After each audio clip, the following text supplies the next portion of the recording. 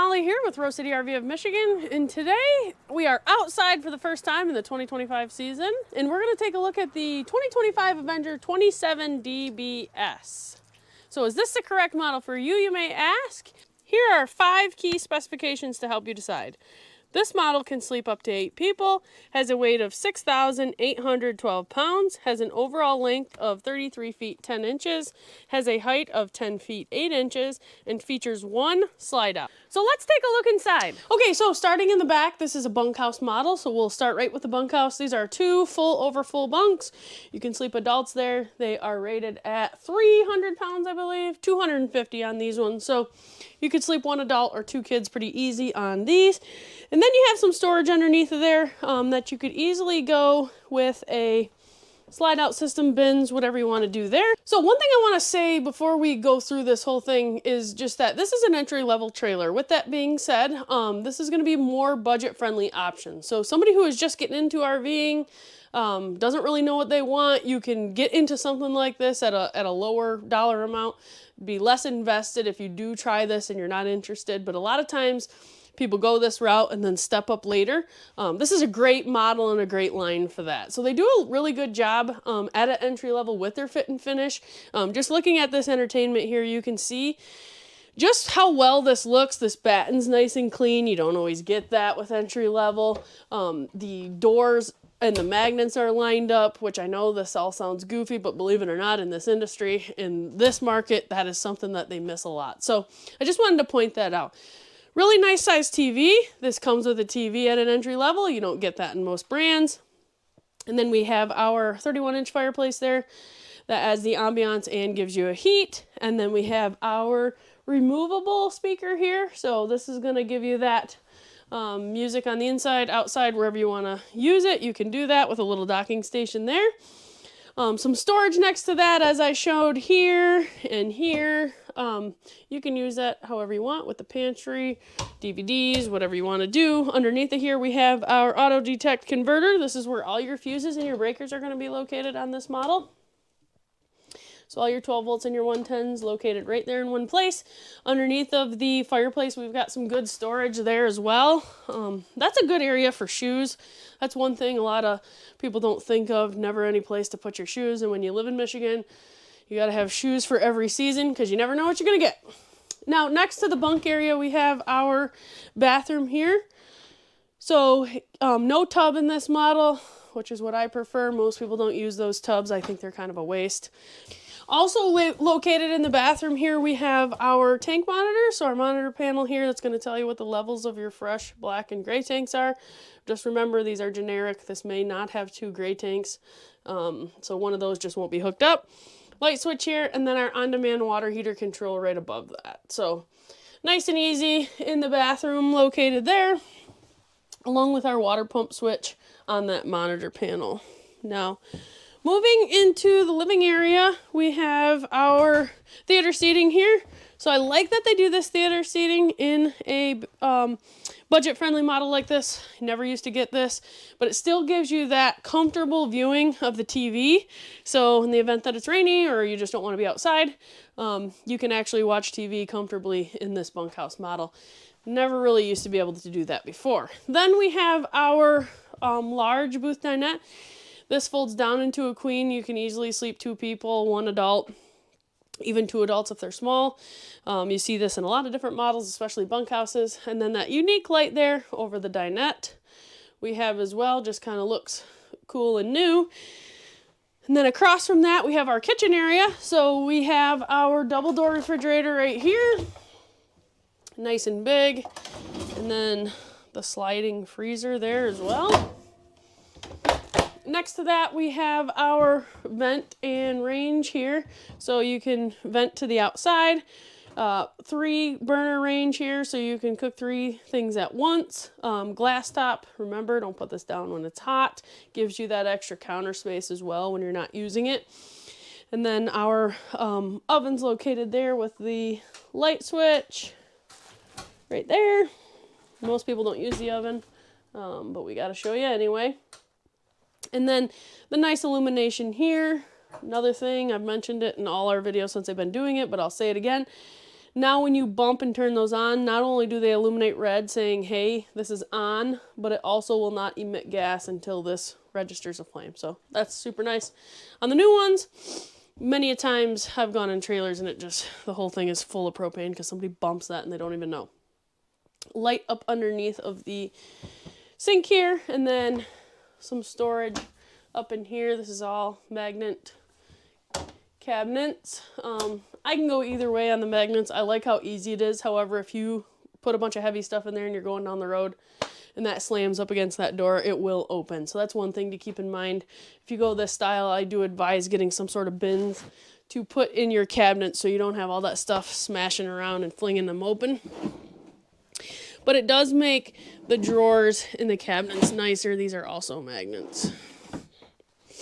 Another thing they've just recently gone to is these new style floor vents. They're not wide open, so I think that will help with sand, dirt, dog hair, all that getting stuck in there. So that's kind of cool. Time will tell with that.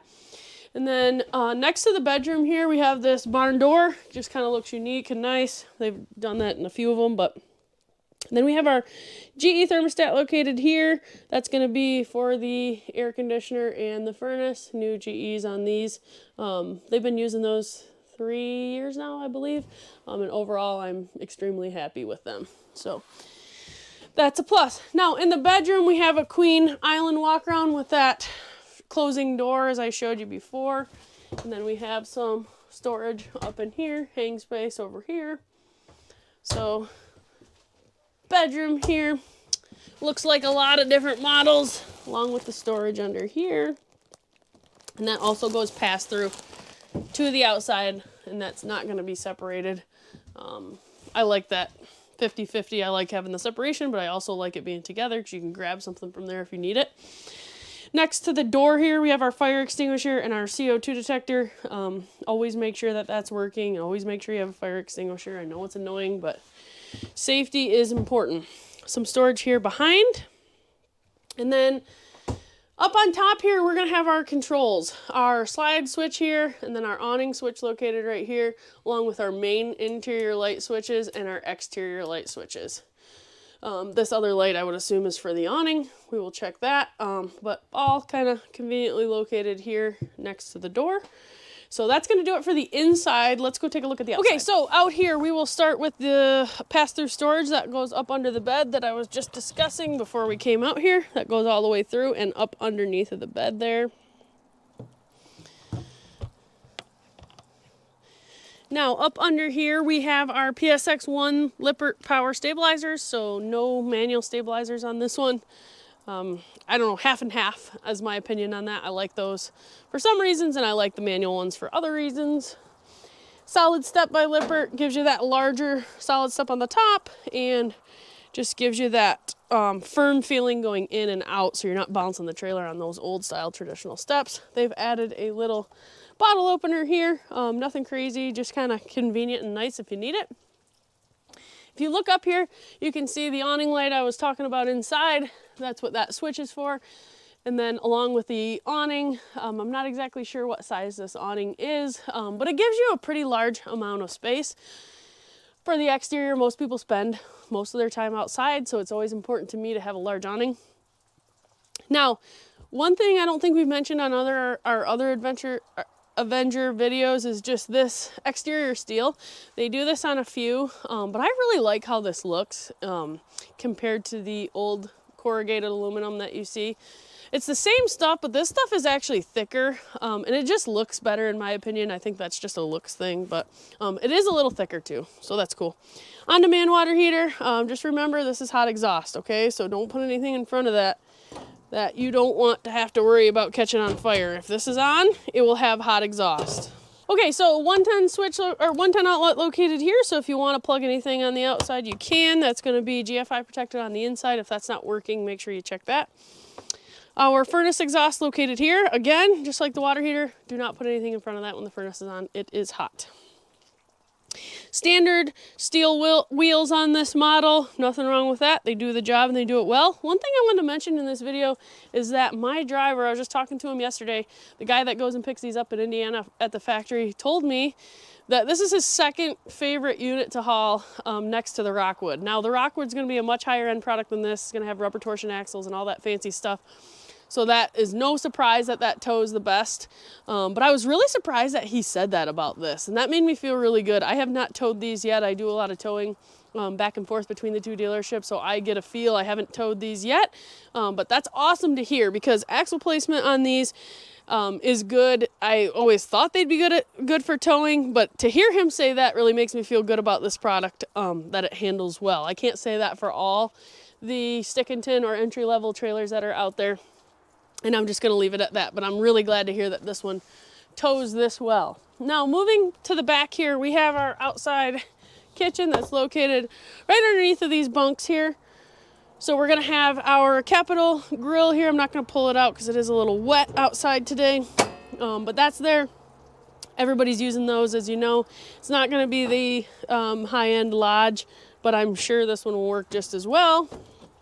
And then little outside fridge here, just gives you that capacity so you're not constantly going in and outside for those convenient drinks that people want outside.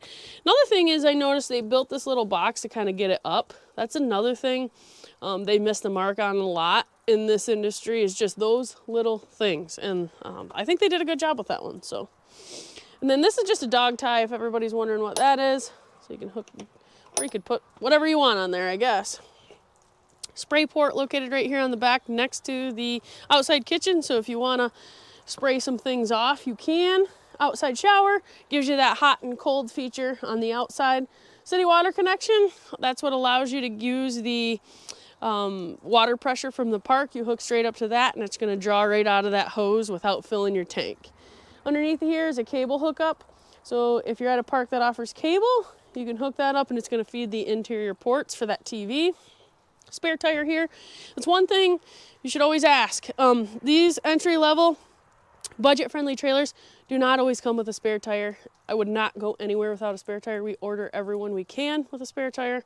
So make sure if you're in the budget or in the market for one of these, you want to make sure you're getting a spare tire. Don't want to have to buy that couple $100 extra piece at the end. Now, they hide these power outlets right under here. So I'm not going to lie, it took me a little while to figure that out, the first one we had, but I like that it's out of the weather. So that's nice. It's just if you don't know where it is, it's kind of difficult to find. Underneath of here, we have our sewer outlet connections. We're going to have our gray handle.